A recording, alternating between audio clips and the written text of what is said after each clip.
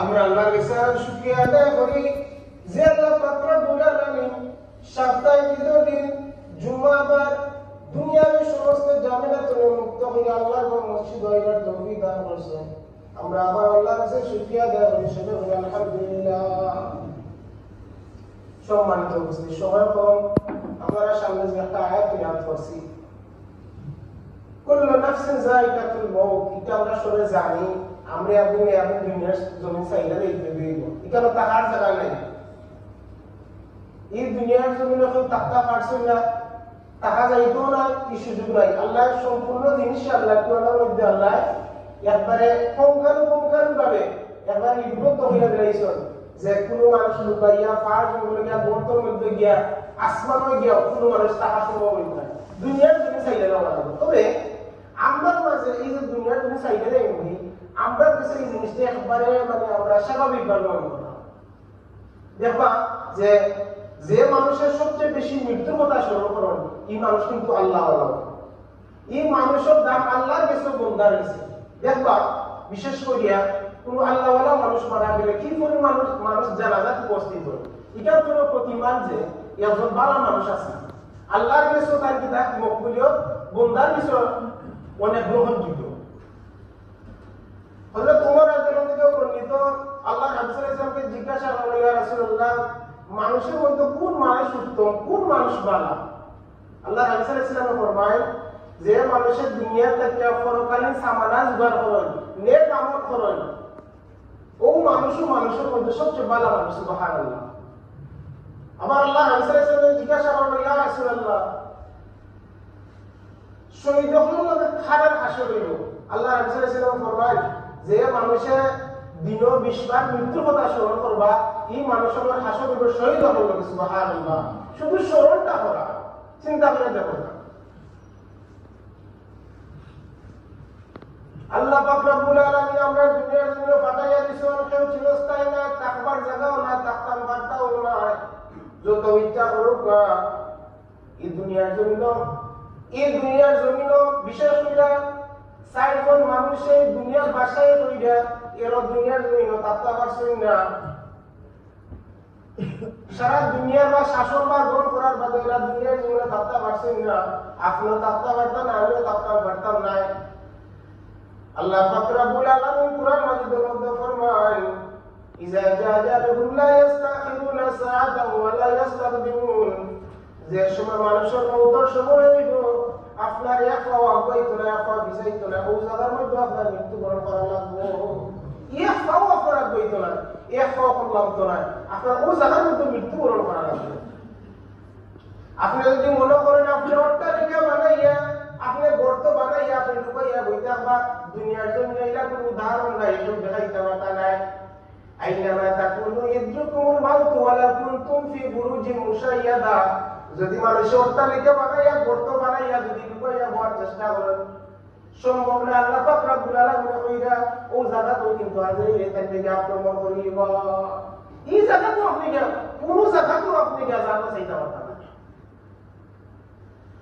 আল্লাহ পাক রব্বুল আলামিন অন্যত্র ফরমাইয়া, কুল্লাল মাউতাল্লাযী তাফিরুনা মিনহু ফাইন্নাহু মুলাকিকুম, আপনি যদি মওতের ভয়ের কারণে আপনার দেশ থেকে দেশান্তর হইয়া এই জায়গা থেকে আরো জায়গায় যান, যে আমার আজরাইল হইতা না, আমার আল্লাহ পাক রব্বুল আলামিন কই ফাইন্নাহু মুলাকিকুম, মওতের জায়গা থেকে তোমার লগিয়া মুলাকাত করিব। ও জায়গা থেকে আপনার লগে মুলাকাত করিব। সম্ভব নাই এই জায়গা থেকে বাঁচা, আপনি চাইলেও বাঁচতে পারতেন না। আল্লাহ পাক রব্বুল আলামিন আমরা সতর্ক কইরা দিয়েছেন, এই দুনিয়ার জন্য জরুর লাগি চিরস্থায়ী না। আমরা থাকতাম পারতাম না, যত ইচ্ছা করি না কেন এর লাগি দুনিয়ার জন্য তাতে আমরা কিতা করতাম, আমরা পরকালীন সামনা জোগাড় করতাম। যে সামনা জোগাড় করার কারণে কিয়ামতের ময়দান আল্লাহ পাক রব্বুল আলামিন আমরা সুশান্তিময় জায়গা কথা আমরা আল্লাহ ঘোষণা কইরা দিয়েছেন। আমরা যখন মারা যাই, আমরা মারা যাওয়ার আগে বিশেষ করিয়া আমরা যে মারা যাইব, আমরা যে আওলাদ দখল আছেন, অনেক মানুষ আছেন আওলাদ দখলের এমন জায়গার মধ্যে রাখতে যাইরা নামাজও নাই, রোজাও নাই, এটা আল্লাহর ইবাদত করতে গিয়ে করবে না। অথচ ও আওলাদ দখলের বড় করতে গিয়া, পালতে গিয়া বাচ্চা বাচ্চাকে কিনা বল নমাজি বানাই নিয়া পরেহেজগার বানাই নিয়া কোন বাচ্চা সেটা বল জি না আপনি বাসা সম্ভব হইতে না দেখবা আপনি যদি নমাজ না পড়িয়া ইবাদত বন্দেগী না করি আপনি যে গুনাহগার হইবা এই গুনার অংশ বাচ্চাইতে নিতে নাই কিন্তু আপনি যে নেক আমল করবা এই নেক আমলটা আপনার কইব কিয়ামত পর্যন্ত আপনাদের সাহায্য করবে সুবহানাল্লাহ। মানুষ যখন মারা যায় মানুষ মারা যাওয়ার পরে প্রথমে মানুষের কিনা করা হয় যখন মানুষের গোসল করাইবার লাগে নেওয়া হয় গোসল করার সময় এই জায়গায় মানুষের চিৎকার দেখা না হলো মানুষ সকল লেখুন আমার এমন গরম পানি দিও না এত ঠান্ডা পানি দিও না যাতে আমার কষ্ট হয় তোমরা ইলা পানি দিও না দেখছো না নিজা মানে মানুষে যে সময় মুর্দার দোয়ানি হয় যখন পানি বেশি গরম অথবা বেশি ঠান্ডা নেই তো মুর্দার কি তখন চিৎকার দিয়ে আল্লাহ চিৎকার দিয়ে বান্দা হলে কইলো বান্দা বান্দিও বললে আমার যে গোসল করাবে অত গরম পানি দিও না অত ঠান্ডা পানি দিও না। এর বাদে যখন কাফন ফিন্দানি হয় কাফন ফিন্দানির বাদে এই মানুষের চিৎকার দেওয়া হলো মানুষ হলে তোমরা কিতা করো আমার মুখে হালকা ভাবে রাখো যাতে আমার আত্মীয় স্বজনের শেষ বারো মাসে দেখতে পারে এর বাদে তো কোনোদিন আমার আর দেখতে পারতো না এ লাগে দেখবা সারা কাপড় ফিন্দাইয়া মুখটা রাখা হয় যাতে শেষবারের মতো আত্মীয় স্বজনে দেখতে পারে। এর বাদে জানাজা নামাজ পড়ানোর বাদে যখন মুর্দেগান নেওয়া হয় যদি মানুষ আল্লাহ ওয়ালা হয় ফরেজগার হয় এই মানুষের টাইমের জায়গা যেইবার লাগে তারপর জলদি আমার এই জায়গার মধ্যে লইয়া যাও।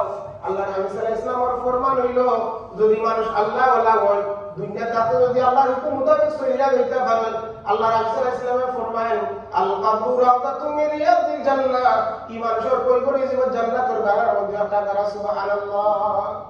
আর যদি মানুষ বদগার হয় এই মানুষের চিৎকার দেয়া কান্দন কোন দুনিয়ার মানুষ হলে তোমরা আমার হইয়া যাও আর বিশেষ করে আওলাদ আপনারা সম্বোধন হইয়া হয় ও আমার আওলাদ হলে আমি যে দুনিয়ার জমিও তোমরা ফানতে গিয়া বড় করতে গিয়া আমি যে গুনাহগার হইলাম আমি যে গুনাহগার হইলাম এই গুনার অংশ তো তোমরা আমার স্থানে নিতাই না কিন্তু আমি যে সম্পদ হইয়া গেছি এই সম্পদ তোমরা বাগাবাগে হইয়া নিবাইনি।